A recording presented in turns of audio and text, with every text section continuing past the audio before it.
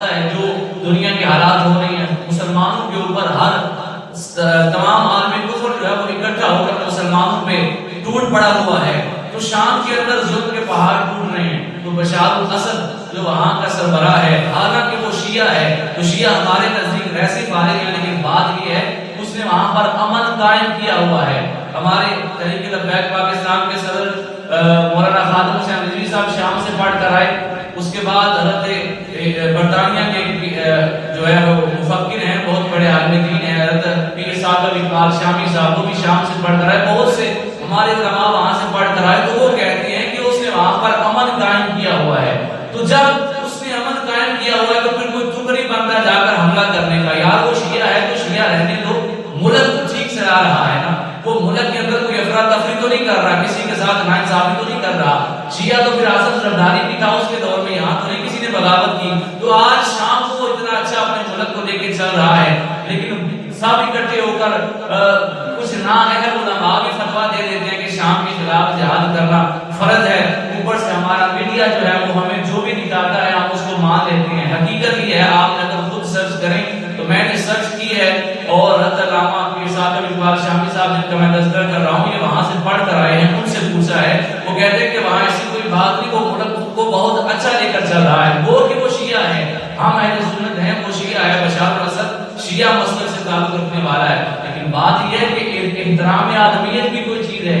جب وہ اپنے ملک کو ٹھیک چلا رہا ہے اپنے ملک کے اندر وہ کسی قسم کی جو ہے وہ ظلم نہیں کر رہا کسی قسم کی زیادتی کسی کے ساتھ نہیں کر رہا لوگوں کے حقوق پورے کر رہا ہے تو پھر کون ہوتے تم یہ فتوے دینے والے کہ شام کے خلاف جہاد فرض ہو گیا ہے. لہذا آج جن نااہل علماء نے فتویٰ دیا کہ شام میں جہاد فرض ہے اور ان کے فتووں سے امریکہ بھی ٹوٹ پڑا بہت سے لوگ ٹوٹ پڑے اور وہاں جو انسانیت کا حال ہوا وہ آپ سب دیکھ رہے ہیں. ان کو بھی اپنے گریبان میں جھانکنا چاہیے اپنی اصلاح کرنی چاہیے کہ وہ فتوے کس چیز کی روشنی میں دے رہے ہیں. پہلے جا کر دیکھو وہاں کیا ہو رہا ہے. اب میں یہاں پنجاب میں بیٹھا ہوں میں کیسے کہہ دوں کہ ہندوستان کے فلاں شہر میں جہاد فرض ہو چکا ہے. میں کیسے کہہ سکتا ہوں جب میں وہاں کے حالات کو نہیں جانتا.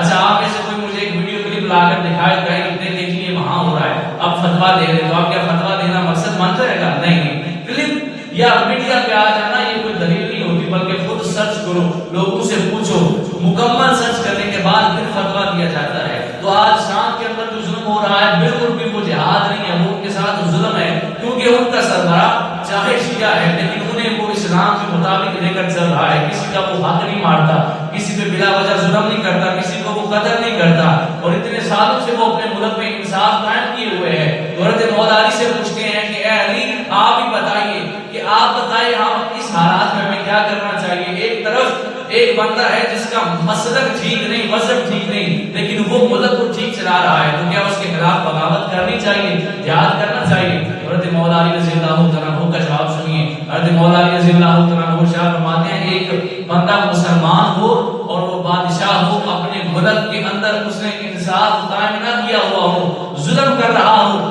اپنے ملک کے اندر انصاف نہ قائم رکھ سکے ہو وہ مسلمان لیکن انصاف نہ اس نے قائم کیا ہوا ہو اس کی حکومت قائم نہیں رہ سکتی. لیکن ایک بندہ کافر ہو بت پرست ہو اپنے ملک میں انصاف قائم کر لے اللہ اس کی حکومت کو دوام عطا کر دیتا ہے کیونکہ اس کے ساتھ اس کی رعایا کی دعائیں ہوتی ہیں. وہ ملک میں انصاف قائم کرے تو اس کی بادشاہت کو اللہ لمبا کر دیتا ہے بڑھا دیتا ہے اس کی بادشاہت قائم رہتی ہے. لیکن جو مسلمان بھی ہو لیکن ملک میں انصاف قائم نہ کرے قرآن کا جو مضمون ہے قرآن کی جو احکامات ہیں ان کو ملک میں نافذ نہ کرے تو اللہ اس کی بادشاہت کو دوام عطا نہیں فرماتا. تو بات یہ ہے آج جو اس وقت ملک کے اور دنیا کے حالات ہیں ہم دیکھیں کہ ہم کس کس کو ٹھیک کہہ رہے ہیں. صرف ٹی وی دیکھ کر یا میڈیا دیکھ کر ہم ہرگز یہ سمجھتے نہ جائیں کہ فلاں جگہ پر جو جہاد ہو رہا ہے یہ واقعی ٹھیک ہے.